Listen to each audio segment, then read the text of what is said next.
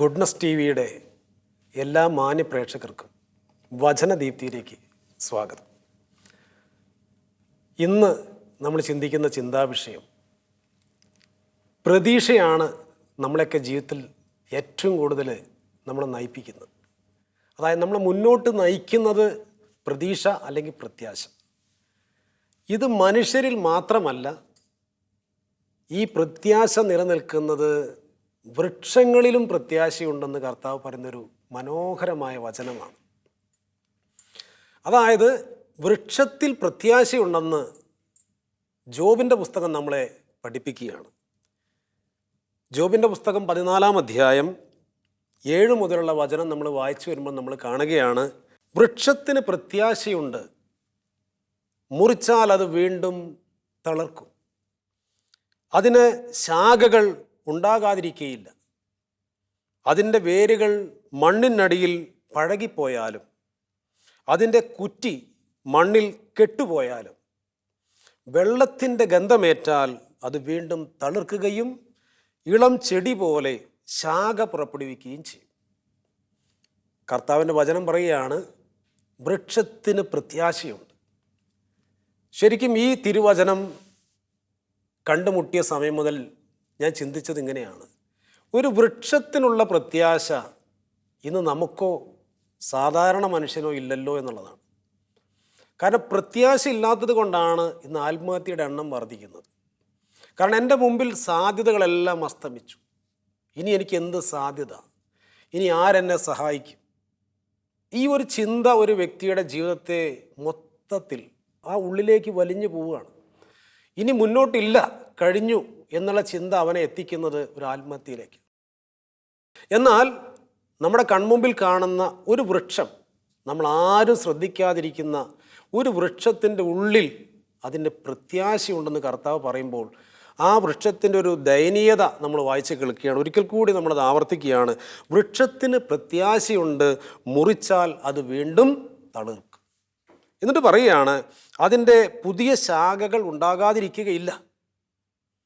വീണ്ടും പറയുന്നു, അതിൻ്റെ വേരുകൾ മണ്ണിനടിയിൽ പഴകിപ്പോയാൽ, ആ മരം നഷ്ടപ്പെട്ടു, ഇനി ആ മരം കാണാനില്ല, അതിൻ്റെ വേരുകൾ പഴകിപ്പോയി, അതിൻ്റെ കുറ്റി മണ്ണിൽ കെട്ടുപോയാലും, അതായത് അത്രമാത്രം സംഭവിച്ചു, ഇനി അതിൻ്റെ ഒരു തുരുമ്പ് പോലും അവശേഷിക്കുന്നില്ല.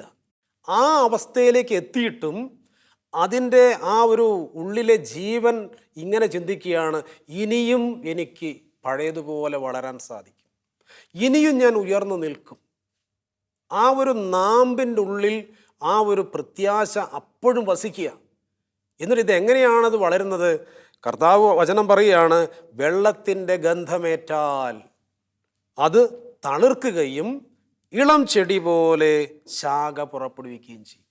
അപ്പോൾ വെള്ളത്തിൻ്റെ ഗന്ധമേറ്റാൽ എന്ന് പറയുമ്പോൾ നമ്മൾ കാണാറുണ്ട്, ഈ വേനൽക്കാലം കഴിഞ്ഞു, ഒരു മഴക്കാലത്തിന് ആദ്യ മഴ, ഒരു പുതുമഴ പെയ്ത് കഴിയുമ്പോൾ അതുവരെ മുളയ്ക്കാത്ത എല്ലാ ചെടികളും നമ്മളെ പറമ്പിൽ മുളയ്ക്കും. എന്ന പോലെ ഒരു പുതുമഴയിൽ ഒരു വെള്ളത്തിൻ്റെ ഗന്ധം ഒരല്പം ഏൽക്കുമ്പോഴേക്കും ഈ ദ്രവിച്ചു പോയ കുറ്റി, പഴകിപ്പോയ ആ കുറ്റി വീണ്ടും പതുക്കെ പതുക്കെ പതുക്കെ നാമ്പെടുത്ത് പുറത്തേക്ക് വരുന്നു, ഇളം ചെടി പോലെ വീണ്ടും വളരുന്നു, അത് ശാഖ പുറപ്പെടുവിക്കുന്നു, വീണ്ടും പഴയ മരത്തിൻ്റെ അതേ അവസ്ഥയിലേക്ക് ഉയരുന്നു. ഇത് എൻ്റെ കണ്ണിൽ ഞാൻ കണ്ടതാണ്, എൻ്റെ ശ്രദ്ധയിൽപ്പെട്ടതാണ്. എന്ന് പറയുമ്പോൾ എൻ്റെ വീടിൻ്റെ മുറ്റത്തൊരു മാവുണ്ടായിരുന്നു.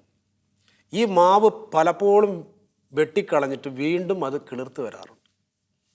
അപ്പം ഈ മുറ്റത്ത് മാവ് വളരുമ്പോൾ മുറ്റം വിണ്ട് കീറും, അത് വീടിനെ ബാധിക്കും. അപ്പം അതുകൊണ്ടാണ് ഇത് വെട്ടിക്കളഞ്ഞത്. വെട്ടിക്കളഞ്ഞപ്പോൾ വീണ്ടും അത് വളരാൻ തുടങ്ങി. അപ്പോൾ ഇത് കണ്ണിൽ കണ്ട ആ ഒരു ഓർമ്മ ഈ വചനം വായിച്ചപ്പോൾ ഞാൻ ചിന്തിക്കുക.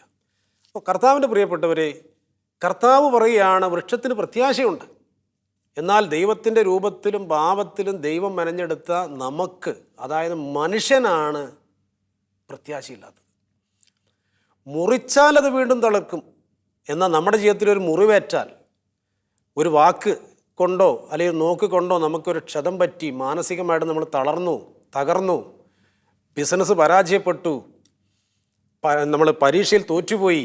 എത്രയോ കുട്ടികളാണ് SSLC പരീക്ഷ മാർക്ക് കുറഞ്ഞതിൻ്റെ പേരിൽ ആത്മഹത്യ ചെയ്ത കുട്ടി എനിക്കറിയാം. അത് തോറ്റതല്ല, അവൾ ഉദ്ദേശിച്ച മാർക്ക് കിട്ടിയില്ല. അവൾ വിജയിച്ചിട്ടുണ്ട്. ഏതൊക്കെയോ 1-2 സ്ഥലത്ത് അവൾക്ക് ചെറിയ മാർക്കിൻ്റെ കുറവ് വന്നു. ആ കൊച്ച് ആത്മഹത്യ ചെയ്തു. എന്ന് വെച്ചാൽ അവളെ ജീവിതം അതോടുകൂടി കഴിഞ്ഞു എന്ന് അവളങ്ങ് തീരുമാനിക്കുക. അപ്പനും അമ്മയ്ക്ക് ആകെ ഒരു പെൺകൊച്ചാണുള്ളത്.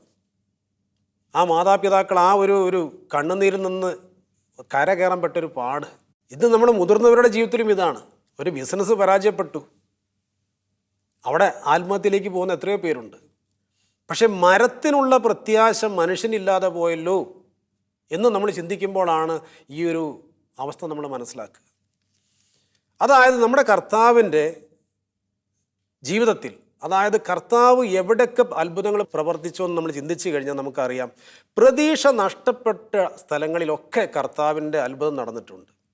അപ്പോൾ നമ്മൾ ആദ്യത്തെ ഒരു അത്ഭുതം നമ്മൾ ചിന്തിക്കുകയാണ്. ലൂക്കാസ് സുവിശേഷം 5-ാം അധ്യായത്തിൽ ആദ്യത്തെ യേശുവിൻ്റെ ശിഷ്യന്മാരെ പറ്റി അവിടെ പറയുകയാണ്. യേശു കണ്ടെത്തിയ ശിഷ്യന്മാർ ഗനേസറത്ത് തടാകത്തിൽ മീൻ പിടിച്ചുകൊണ്ടിരിക്കുന്ന പത്രോസിനെയും കൂട്ടരും, അതായത് ശിമയോനാണ് അന്ന് യേശു തിരഞ്ഞെടുക്കുന്നതിന് മുമ്പ്, ശിമയോനും കൂട്ടരും. എന്നാൽ ഇവർക്ക് രാത്രികാലം മുഴുവൻ വല വീശിയിട്ട് ഒന്നും കിട്ടാതെ വളരെ നിരാശപ്പെട്ടിരിക്കുക. അപ്പം എൻ്റെ ഭാവനയിൽ ഞാൻ കാണുന്നൊരു ഭാവന എന്ന് പറയുന്നത്, ഇവരൊക്കെ വല കഴുകിക്കൊണ്ടിരിക്കുമ്പോൾ ഇവർ വീട്ടിലേക്ക് എങ്ങനെ പോവും? ഭാര്യ തന്ന ലിസ്റ്റ് അവരുടെ കയ്യിലുണ്ടാകും. നിങ്ങൾ വരുമ്പോൾ ഇത് കൊണ്ടുവരണം, അത് കൊണ്ടുവരണം, പച്ചക്കറി കൊണ്ടുവരണം, ഒത്തിരി ലിസ്റ്റ് ഉണ്ടായിരിക്കും. ഞാൻ എങ്ങനെ വെറും കൈയോട് കൂടി പോകും? വായ്പ മേടിച്ച് ഞാൻ എങ്ങനെ തിരിച്ചു കൊടുക്കും? ആ ചിട്ടിപ്പൈസ ഞാൻ എങ്ങനെ കൊടുക്കും? ഈ കാലഘട്ടത്തിൽ നമ്മൾ സാധാരണ ഒരു കൂലിപ്പണിക്കാരൻ്റെ ചിന്തയാണ്. അപ്പം ഇതെല്ലാം ഒരു പക്ഷേ അന്നത്തെ കാലത്തും ശിമയോനും കൂട്ടരും ചിന്തിച്ചിരിക്കുക. ഈ സ്പോട്ടിലേക്ക്, ഈ സ്ഥലത്തേക്കാണ് യേശു കടന്നു വരുന്നത്. യേശു കടന്നു വന്നു ശിമയോൻ്റെ വഞ്ചിയിൽ നിന്നുകൊണ്ട് വചനം പ്രഘോഷിക്കാൻ വേണ്ടി ആവശ്യപ്പെടുകയാണ്. ശിമയോൻ അത് പറഞ്ഞനുസരിച്ച് ആ വഞ്ചി ഒന്ന് റെഡിയാക്കി കൊടുത്തു. യേശു അവിടെ നിന്ന് വചനം പ്രഘോഷിക്കുകയാണ്.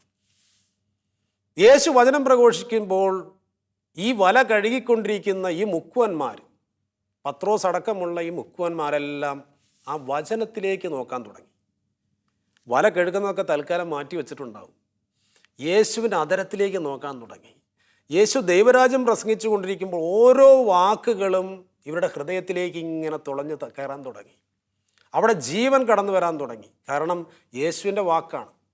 ആത്മാവും ജീവനുമാണ് കർത്താവിൻ്റെ വചനമെങ്കിൽ ആ വചനത്തിൻ്റെ ശക്തി ഈ മുക്കുവന്മാരുടെ ഉള്ളിലേക്ക് കടന്ന് വരാൻ തുടങ്ങിയപ്പോൾ ഇവിടെ മുഖത്ത് മാറ്റം വന്നിട്ടുണ്ടായിരിക്കും. ആ കണ്ണുകൾക്ക് പ്രത്യാശ വന്നിട്ടുണ്ടായിരിക്കും. നിരാശ അവരെ വിട്ടുമാറി.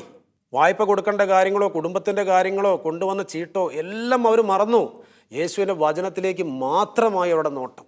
ആ സമയത്ത് യേശു പറയുകയാണ്, ഇനി ആഴത്തിലേക്ക് നീക്കി വലയിറക്കാൻ വേണ്ടി പറയാം. യേശു കടൽക്കരയിൽ വന്ന് നിന്നുകൊണ്ട് ഈ വാക്ക് പറഞ്ഞിരുന്നെങ്കിൽ ഒരിക്കലും അവർ ആ പണി ചെയ്യില്ല. ആഴത്തിലേക്ക് നീക്കി വല ഇറക്കാൻ പറഞ്ഞാൽ അവരിറക്കില്ല, അവർക്ക് മത്സ്യം കിട്ടുമില്ല. എന്നാൽ യേശുവിൻ്റെ വചനം കേട്ടപ്പോൾ അവരുടെ ഉള്ളിൽ യേശുവിലുണ്ടായ പ്രത്യാശയാണ്. യേശുവിലുള്ള വിശ്വാസം വർദ്ധിച്ചപ്പോഴാണ് യേശു പറഞ്ഞത് അനുസരിക്കാൻ അവർക്ക് സാധിച്ചത്. പൗലോസ്ലീഹ പഠിപ്പിക്കുന്നുണ്ട് റോമർ 10:17, വിശ്വാസം എന്നത് കേൾവി വഴിയും കേൾവി ക്രിസ്തുവിനെ പറ്റിയുള്ള പ്രസംഗം വഴിയുമാണ്. അപ്പോൾ ഇവരുടെ ഉള്ളിലേക്ക് യേശുവിനെക്കുറിച്ചുള്ള വിശ്വാസം കടന്നു വരുന്ന നിമിഷത്തിലാണ് യേശു പറയുന്നത്, ആഴത്തിലേക്ക് നീക്കി വലയിറക്കുക. വല ഇറക്കിയപ്പോഴോ വലയിലകപ്പെട്ട മത്സ്യത്തിൻ്റെ ആധിക്യം നിമിത്തം അത് വലിച്ചു കയറ്റാൻ പോലും അവർക്ക് പറ്റാതെയായി. അപ്പോൾ ഇവിടെ പറയുന്ന വിഷയം ഇതാണ്, പ്രതീക്ഷ ഇല്ലാത്തിടത്ത്, പ്രത്യാശ നഷ്ടപ്പെട്ടിടത്ത് യേശു പ്രത്യാശ നൽകി. യേശു അവിടെ കടന്നു വന്നു. അവർ യേശുവിൽ, ആ യേശുവിൻ്റെ വചനത്തിൽ വിശ്വസിച്ചു. അവിടെ ജീവിതത്തിൽ അത്ഭുതം നടന്നു. അപ്പം നമ്മുടെ ദൈവത്തിൻ്റെ ഒരു സ്വഭാവമാണ് പ്രതീക്ഷ നഷ്ടപ്പെട്ടെടുത്ത് അത്ഭുതം ചെയ്യുക. ഞാൻ യേശു ക്രിസ്തുവിൽ കണ്ട ഏറ്റവും വലിയൊരു അത്ഭുതമാണ്, എൻ്റെ ജീവിതത്തിൽ ഈ കാലയളവിൽ ഞാൻ തിരിച്ചറിഞ്ഞ ഏറ്റവും വലിയൊരു അത്ഭുതമാണ്, എവിടെയൊക്കെ പ്രതീക്ഷ നഷ്ടപ്പെട്ടോ, എവിടെയൊക്കെ എനിക്ക് ഉത്തരം മുട്ടിയോ അവിടെയൊക്കെ കർത്താവിൽ കൂടുതൽ ആശ്രയിക്കും. അന്ന് വേറെ ഒരു പണിക്കും പോവില്ല. എത്ര കണ്ട് കർത്താവിൻ്റെ കൂടെ ഇരിക്കാമോ അത്ര നേരം ഇരിക്കാൻ ശ്രമിക്കും. കാരണം അതുവരെ ഇല്ലാത്ത വഴികൾ താനേ തുറക്കും. വൃക്ഷത്തിന് പ്രത്യാശയുണ്ട്, എന്നാൽ നമുക്ക് പ്രത്യാശയില്ല. കാരണം നമ്മൾ കർത്താവിൻ്റെ മുമ്പിൽ ഇരിക്കാതെ നമ്മൾ ഓടുന്നവരാണ്. തമാശക്കെങ്കിലും ഞാൻ പറയാറുണ്ട്, ഓടുന്നവനെ അനുഗ്രഹിക്കാൻ നമ്മളെ കർത്താവിന് അന്നും സാധ്യമല്ല, ഇന്നും സാധ്യമല്ല.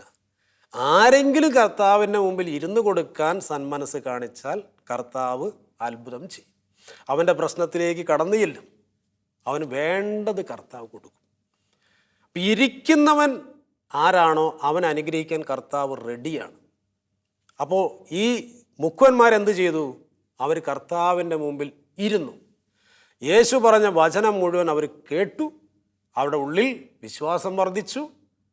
അപ്പോൾ യേശു പറഞ്ഞ കാര്യം അനുസരിക്കാൻ അവർക്കൊരു ബുദ്ധിമുട്ടുണ്ടായില്ല. അവർ പറഞ്ഞൊരു വാക്കിതാണ്, ഗുരു, ഞങ്ങൾ രാത്രികാലം മുഴുവൻ വല വീശി, പക്ഷെ ഞങ്ങൾക്കൊന്നും കിട്ടിയില്ല. എങ്കിലും നീ പറഞ്ഞതനുസരിച്ച് ഞങ്ങൾ വലയിറക്കാം. വലയിറക്കിയപ്പോൾ കിട്ടിയതോ, വലയിൽ അകപ്പെട്ട മത്സ്യത്തിന് ആധിക്യം നിമിത്തം അത് വലിച്ചു കയറ്റാൻ പോലും അവർക്ക് പറ്റാതെയായി. അകലെ മീൻ പിടിച്ചിരുന്നവർക്ക്, മീൻ കിട്ടാതെ അലയുന്ന മറ്റു മുക്കുവന്മാരെ പോലും ആംഗ്യം കാണിച്ച് അവർ വിളിക്കുകയാണ്, അവരുടെ വഞ്ചി നിറയ്ക്കാൻ വേണ്ടി. അവരുടെ ഹൃദയം വിശാലമാകുന്നു. യേശുവിൻ്റെ വചനം കേൾക്കുന്ന വ്യക്തിക്ക് ഒരു പ്രത്യേകതയുണ്ട്, അവന് രക്ഷപ്പെടും, മറ്റുള്ളവരെ രക്ഷപ്പെടുത്തുകയും ചെയ്യും. അങ്ങനെ ഒരു പ്രത്യേകതയുണ്ട്. കാരണം സ്വാർത്ഥത ഹൃദയത്തിൽ നിന്ന് പോയി. അവൻ്റെ മുമ്പിൽ വഴി തുറന്നു, അത്ഭുതങ്ങൾ കാണാൻ തുടങ്ങി. അപ്പോൾ അവൻ്റെ ഹൃദയം പറയുകയാണ്, മറ്റുള്ളവർക്കും ഇത് ലഭിക്കണം. അതേസമയത്ത് യേശുവിലൂടെ അല്ലാതെ നമുക്കൊരു അനുഗ്രഹം കിട്ടിയെങ്കിൽ ആ സ്വാർത്ഥത കൊണ്ട് നമ്മളങ്ങ് നിറയും. ഒരു മനുഷ്യനും നമ്മൾ കൊടുക്കൂല, രക്ഷപ്പെടാനുള്ള വഴി നമ്മൾ കാണിക്കുകയില്ല. എന്നാൽ പത്രോസും കൂട്ടർ എന്ത് ചെയ്തു? അവർക്ക് കിട്ടി. മറ്റുള്ളവരെ കൂടി ആംഗ്യം കാണിച്ച് വിളിക്കുന്നവരായി അവർ മാറി. കർത്താവിൻ്റെ പ്രിയപ്പെട്ടവരെ, സാധ്യതയില്ലാത്തിടത്ത് സാധ്യത നൽകുന്ന ഒരു ദൈവത്തെയാണ് നമ്മൾ യേശുക്രിസ്തുവിൽ കാണുക. നമ്മൾ നേരത്തെ പറഞ്ഞു, വൃക്ഷത്തിൻ്റെ പ്രത്യാശ എന്ന് പറയുന്നത് ദൈവത്തിലാണ്. നമ്മൾ ദൈവത്തിൽ ആശ്രയിക്കാത്തത് കൊണ്ടാണ് നമ്മുടെ പ്രതീക്ഷകൾക്കൊക്കെ വഴി അടയാൻ കാരണം. എപ്പോഴും നമ്മൾ നമ്മുടെ ബുദ്ധിയിലും നമ്മുടെ കഴിവിലും ആശ്രയിക്കുന്നത് കൊണ്ടാണ് നമ്മുടെ വഴിയെല്ലാം അടഞ്ഞു പോകുന്നത്. അങ്ങനെയുള്ള വ്യക്തികളാണ് നാട് വിട്ടു പോകുന്നതും പ്രശ്നങ്ങളിൽ നിന്ന് ഒളിച്ചോടുന്നതും ആത്മഹത്യയിലേക്ക് പോകുന്നു. കാരണം എൻ്റെ വഴികളെല്ലാം അടഞ്ഞു, ഇനി എനിക്ക് എന്ത് വഴി, ഇനി ആരെന്നെ സഹായിക്കും? നമ്മൾ ഉദാഹരണം കാണുന്നത് ലൂക്ക 5 നമ്മളിപ്പോൾ കണ്ടു. പത്രോസിൻ്റെയും കൂട്ടരുടെയും ജീവിതം നമ്മൾ കണ്ടു. വഴി അടഞ്ഞിടത്ത്, ഒന്നും കിട്ടാത്തിടത്ത് യേശുവിൻ്റെ വചനം കേട്ടപ്പോൾ എല്ലാം കിട്ടി, അതും സമൃദ്ധിയായിട്ട് കിട്ടി. അവർ വലയും വഞ്ചിയും ഉപേക്ഷിച്ച് അവസാനം യേശുവിനെ അനുഗമിക്കുന്നവരായി മാറുകയും ചെയ്തു. നമുക്ക് ഏറ്റവും സുപരിചിതമായൊരു അധ്യായമാണ് വിശുദ്ധ യോഹന്നാൻ്റെ സുവിശേഷം 2-ാം അധ്യായം, കാനായിലെ കല്യാണ വീട്. പ്രതീക്ഷ നഷ്ടപ്പെട്ട ഒരു അന്തരീക്ഷം. കാരണം വീഞ്ഞു തീർന്നു പോകുന്ന ആ കഥ നമ്മൾ കേട്ട് മടുത്തതാണ്. പക്ഷേ ഇന്ന് നമ്മൾ ചിന്തിക്കുന്നത്, ആ പ്രതീക്ഷ നഷ്ടപ്പെട്ടിടത്ത് പരിശുദ്ധി അമ്മ പ്രതീക്ഷ നൽകുന്നൊരു വഴിയാണ്. അവിടെയുള്ള പരിചാരകരെ മുഴുവനും വിളിച്ചിട്ട് അമ്മ പറയുന്നു, മക്കളെ നിങ്ങൾ ഓട്ടം നിർത്തുക. കാരണം അവർ ഓടിക്കൊണ്ടിരിക്കുക എന്ന് പറയുമ്പോൾ പ്രശ്നം പരിഹരിക്കാൻ വേണ്ടിയുള്ള നെട്ടോട്ടത്തിലാണ് ആ കുടുംബം. ഇനി എന്ത് ചെയ്യും? ഇനി ഒത്തിരിയേറെ പേര് വരാനുണ്ട്, ആ പ്രോഗ്രാമിൽ പങ്കെടുക്കാൻ വേണ്ടി വരികയാണ്. പക്ഷെ അവരുടെ മുമ്പിൽ എന്ത് ചെയ്യും? വീഞ്ഞു തീർന്നുകൊണ്ടിരിക്കുന്നു, മാനക്കേട്, ഇതെല്ലാം അവരുടെ മനസ്സിലേക്ക് കടന്നു വന്നുകൊണ്ടിരിക്കുക. ഈ സമയത്ത് പരിശുദ്ധി അമ്മ ഇത് മനസ്സിലാക്കി ആ കുടുംബത്തിൻ്റെ ആ കണ്ണീരിൽ അമ്മ ഇടപെടുകയാണ്. തന്മയത്വത്തോടു കൂടിയുള്ള ഇടപെടലാണ്. അമ്മ ഒരു പോംവഴി പറഞ്ഞു കൊടുക്കുന്നു. ആ പോംവഴിയാണ് ഈ പരിചാരകരെ അമ്മ വിളിച്ചിട്ട് പറയാണ്, അവൻ പറയുന്നത് ചെയ്യുക. പ്രശ്നങ്ങൾ പരിഹരിക്കാൻ പറ്റിയൊരു വ്യക്തിയാണ് ആയിരിക്കുന്നത്. അത് സ്വന്തം മകനാണ്. പരിശുദ്ധ അമ്മ ആ മകൻ്റെ അടുത്തേക്ക്, യേശുവിൻ്റെ അടുത്തേക്ക് ഈ പരിചാരകരെ അയക്കുകയാണ്. അവർ അതുപോലെ അനുസരിക്കുന്നു. അവർ യേശുവിൻ്റെ മുമ്പിൽ പോയി ഒരുപക്ഷെ നിന്നിട്ടുണ്ടായിരിക്കാം, ഒരുപക്ഷെ ഇരുന്നിട്ടുണ്ടായിരിക്കാം. ഇനി യേശു എന്ത് പറയുന്നു അത് ചെയ്യാൻ വേണ്ടി അവർ നോക്കിയിരിക്കുക. എന്നാൽ യേശു തക്ക സമയത്ത് പറയുകയാണ്, കൽഭരണികളിൽ വെള്ളം നിറയ്ക്കുക. ഒരു വാക്ക് പോലും മറുതലിക്കാതെ ആ പറഞ്ഞ കാര്യം അതുപോലെ ചെയ്യുക. ഞാൻ ചിലപ്പോൾ ചിന്തിക്കാറുണ്ട്, ഇത് ഈ കാലഘട്ടത്തിലാണ് ഇങ്ങനൊരു രംഗം നടന്നിരുന്നെങ്കിൽ ഒരുപക്ഷെ നമ്മളാണ് ഈ പരിചാരകർ. നമ്മൾ യേശുവിന് മുമ്പിൽ ചെന്ന് നിൽക്കുന്നു. യേശു പറയുന്നു, ഈ കൽഭരണികളിൽ വെള്ളം നിറയ്ക്കുക. നമ്മൾ ചോദിക്കും, കർത്താവേ, വെള്ളം കൊണ്ടാണോ വീഞ്ഞുണ്ടാക്കുക? കാരണം നമുക്ക് ബുദ്ധി കൂടുതലാണ്. ഈ ബുദ്ധി ഉപയോഗിച്ചുകൊണ്ട് നമ്മൾ അങ്ങോട്ട് ചോദ്യം ചോദിക്കും, വീഞ്ഞുണ്ടാക്കുന്ന വെള്ളം കൊണ്ടല്ലല്ലോ, അത് മുന്തിരി കൊണ്ടല്ലേ, നമ്മൾ അങ്ങോട്ട് പഠിപ്പിക്കാൻ തുടങ്ങും. പക്ഷെ ഇവിടെ പരിചാരകർ ഒരു കാര്യം പോലും പറയുന്നില്ല. അവർ യേശു എന്തു പറയുന്നു ആ പറയുന്ന കാര്യം അതുപോലെ അനുസരിച്ചു. വെള്ളം നിറച്ച് കഴിഞ്ഞപ്പോൾ അത് കലവറക്കാരൻ്റെ കയ്യിൽ കൊണ്ടുപോയി കൊടുക്കാൻ പറഞ്ഞു. അതും അതുപോലെ ചെയ്തു. കലവറക്കാരൻ അത് തുറന്നു നോക്കിയപ്പോൾ മേൽത്തരം വീഞ്ഞാണ്, ആ പച്ചവെള്ളം വീഞ്ഞായി മാറിയിരിക്കുക. അപ്പോൾ പ്രതീക്ഷ നഷ്ടപ്പെട്ടിടത്ത് കർത്താവിൻ്റെ വാക്കനുസരിച്ചപ്പോൾ അവിടെ അത്ഭുതം നടന്നു. ആ കുടുംബത്തിൽ വന്ന് ഭവിക്കാമായിരുന്ന കണ്ണുനീര് കർത്താവ് ഒപ്പിയെടുത്തു. അപ്പം നമുക്ക് വേണ്ടത് സ്വന്തം ബുദ്ധിയിലുള്ള കാഴ്ചപ്പാടുകളോ ആശ്രയമോ അല്ല വേണ്ടത്. എല്ലാ വഴിയും അടഞ്ഞെങ്കിൽ യേശുവിൻ്റെ മുമ്പിലേക്ക് നമ്മൾ കടന്നു ചെല്ലുക. ഞാനൊരു കൗൺസിലിംഗ് ശുശ്രൂഷ ചെയ്യുന്ന വ്യക്തി കൂടിയാണ്. നിരവധി പേര് അവരവരുടെ ദുഃഖങ്ങളുമായിട്ട് വരാറുണ്ട്. ആ പ്രശ്നം കേട്ട് കഴിയുമ്പോൾ നമുക്ക് ബുദ്ധി കൊണ്ടൊന്നും പറയാനുള്ള മാർഗമില്ലെങ്കിലും നമ്മൾ ഒരു കാര്യം പറയും, സാധിക്കുമെങ്കിൽ നിങ്ങളൊരു 5 ദിവസം നിങ്ങളൊരു ധ്യാനത്തിന് പോവുക. ഒരു 5 ദിവസം ധ്യാനത്തിന് പോകുമ്പോൾ എന്ത് സംഭവിക്കുന്നു പ്രിയമുള്ളവരെ? ആ ധ്യാന ഹാളിൽ ഇരിക്കുമ്പോൾ ഈ ലോകത്തിൻ്റെ കാഴ്ചപ്പാടുകളും ചിന്തകളെല്ലാം മാറ്റി മാറ്റി മാറ്റി യേശു പറയുന്ന കാഴ്ചപ്പാടിലേക്ക് എൻ്റെ മനസ്സ് കടന്നു ചെല്ലുന്നു. കുമ്പസാരത്തിലൂടെയും കൂദാശകളിലൂടെയും കടന്നു പോകുമ്പോൾ യേശുവിലേക്ക് എൻ്റെ ഹൃദയം ആഴപ്പെടുന്നു. യേശു പറയുന്നത് എന്താണോ അത് കേൾക്കാനുള്ളൊരു കൃപ നമുക്ക് കിട്ടുന്നു. ഇതാ നമ്മുടെ മുമ്പിൽ വഴികൾ, അപ്രതീക്ഷിതമായ വഴികൾ ഇങ്ങനെ തുറക്കുകയാണ്.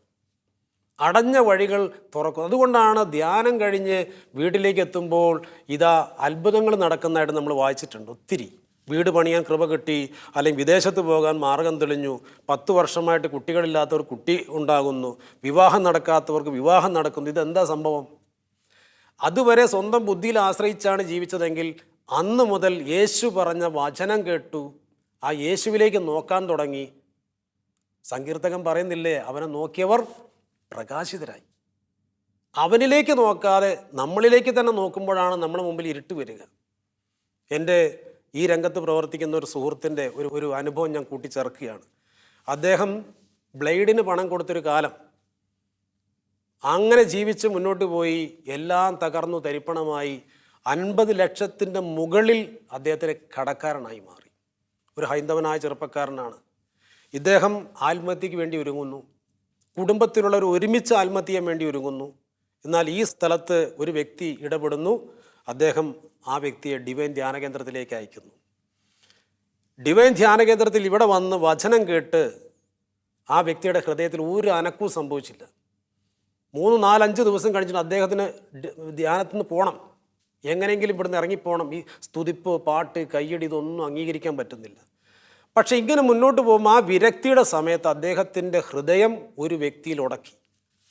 ഭക്ഷണത്തിന് പോകുമ്പോഴും ടോയ്ലറ്റ് പോകുമ്പോൾ എവിടെ പോകുമ്പോഴും ഒരു വ്യക്തിയുടെ ഒരു ഒരു ഒരു ഒരു അദ്ദേഹത്തിൻ്റെ മുഖത്തെ ഒരു ഭാവം, അദ്ദേഹത്തിൻ്റെ ഒരു പ്രസന്നമായ മുഖം ഇദ്ദേഹത്തിനെ വല്ലാതെ വശീകരിച്ചു. ഒരു തടിച്ച വെളുത്തൊരു മനുഷ്യൻ, ആ വ്യക്തി വളരെ ചിരിച്ചുകൊണ്ട്, മുഖത്ത് നല്ല പ്രസന്നവദനായ വ്യക്തി അവിടെയും കാണാം ഇവിടെയും കാണാം, ചെല്ലുന്ന സ്ഥലത്തൊക്കെ ആ മനുഷ്യനെ കാണാം. ഈ ഞാൻ പറഞ്ഞ എൻ്റെ സുഹൃത്തിന് ആ വ്യക്തിയെ കണ്ടപ്പോൾ വല്ലാത്തൊരു പ്രതീക്ഷ. എവിടുന്ന് കിട്ടി ഈ മനുഷ്യൻ്റെ മുഖത്ത് ഇത്രയും സന്തോഷം? അത് ചോദിക്കാനൊരു തോന്നൽ. അടുത്ത് ചെന്നു, പരിചയപ്പെട്ടു. ആ വ്യക്തി പറഞ്ഞു, സഹോദര, ഞാൻ കഴിഞ്ഞ ആഴ്ച അവിടെ ധ്യാനിച്ചതാണ്, പക്ഷെ എനിക്ക് തോന്നി ഈ ആഴ്ചയും കൂടി ഇവിടെ ധ്യാനിക്കണം. അപ്പോൾ ഈ സഹോദരൻ ചോദിക്കുകയാണ്, അല്ല നിങ്ങൾ ധ്യാനിക്കാൻ എന്താ കാരണം? പറഞ്ഞു, കുറച്ച് കടഭാരങ്ങളൊക്കെ ഉണ്ടായിരുന്നു, അപ്പോൾ അതിനൊക്കെ ഒരു മാറ്റം കിട്ടാൻ വേണ്ടി വന്നതാണ്. അപ്പോൾ എൻ്റെ സുഹൃത്ത് മനസ്സുകൊണ്ട് ചിന്തിക്കുകയാണ്, എന്തായാലും 50 ലക്ഷത്തിൻ്റെ മേലെ എനിക്ക് കടമുണ്ട്, പക്ഷേ ഈ വ്യക്തിക്ക് അത്രയൊന്നും ഉണ്ടാകില്ലല്ലോ എന്നുള്ള ചിന്തയുണ്ട്.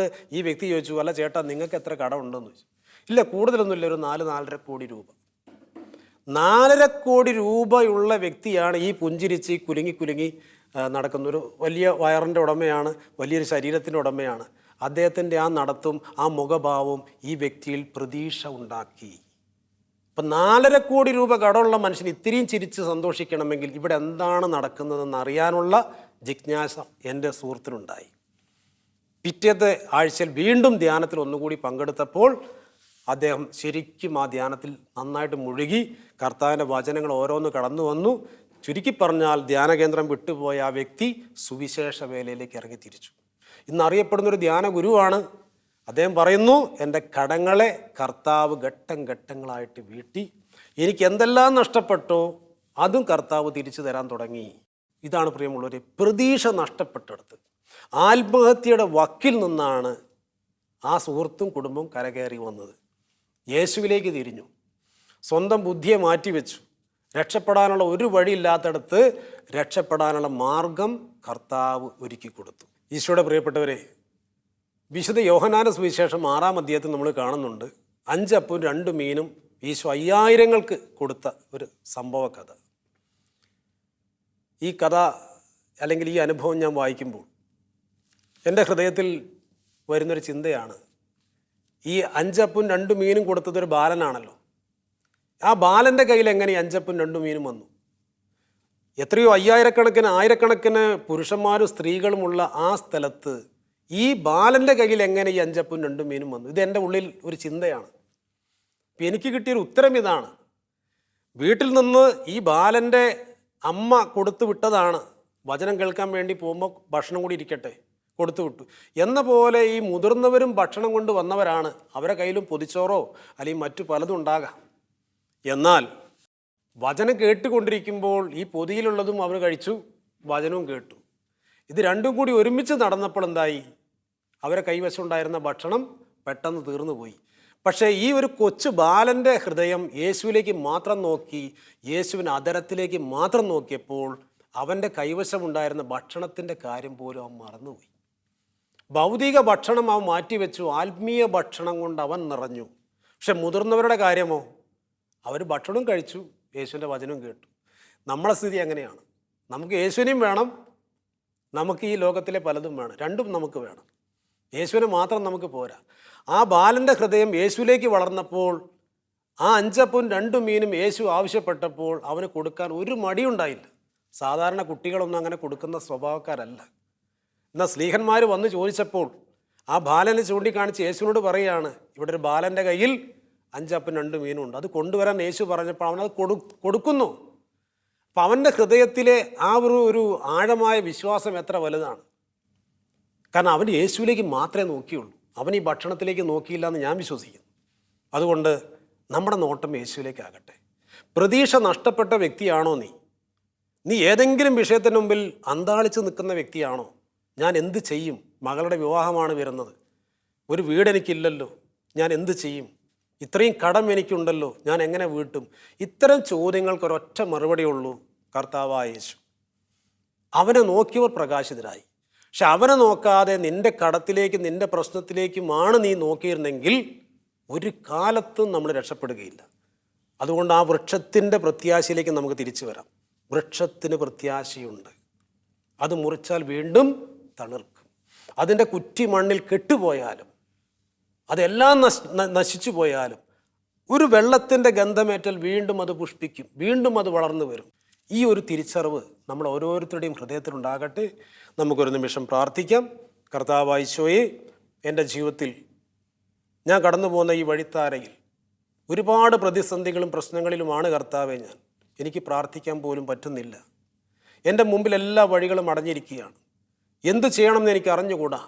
വീട്ടുകാരുടെ കുറ്റപ്പെടുത്തലിന് മുമ്പിൽ ഞാൻ പകച്ചു നിൽക്കുന്നു. ജീവിതം മടുത്തു, മരിച്ചാലോ എന്ന് പോലും ചിന്തിക്കുന്ന അവസ്ഥയിലേക്കാണ് ഞാൻ വന്നിരിക്കുന്നത്. കർത്താവെ, വൃക്ഷത്തിന് പ്രത്യാശയുള്ളതുപോലെ ആ പ്രത്യാശ എൻ്റെ ഹൃദയത്തിൽ നൽകണം. എല്ലാം നഷ്ടപ്പെട്ടാലും അതിൽ നിന്ന് ഒരു പുതുജീവിതം നൽകാൻ അങ്ങേക്ക് സാധിക്കും എന്ന് ഞാൻ വിശ്വസിക്കുന്നു. ആ വിശ്വാസം എന്നെ കൂടുതൽ ആഴപ്പെടുത്തണമേ, ശക്തിപ്പെടുത്തണമേ എന്ന് ഞാൻ അങ്ങയോട് പ്രാർത്ഥിക്കുന്നു. കർത്താവെ, ഇതെൻ്റെ ഹൃദയം ഞാൻ അങ്ങേക്ക് സമർപ്പിക്കുന്നു. ഈശോയെ, അങ്ങ് ഏറ്റെടുക്കണമേ. എന്നെ അങ്ങയുടെ ഏറ്റവും പ്രിയപ്പെട്ട മകനും മകളുമാക്കി മാറ്റണമേ.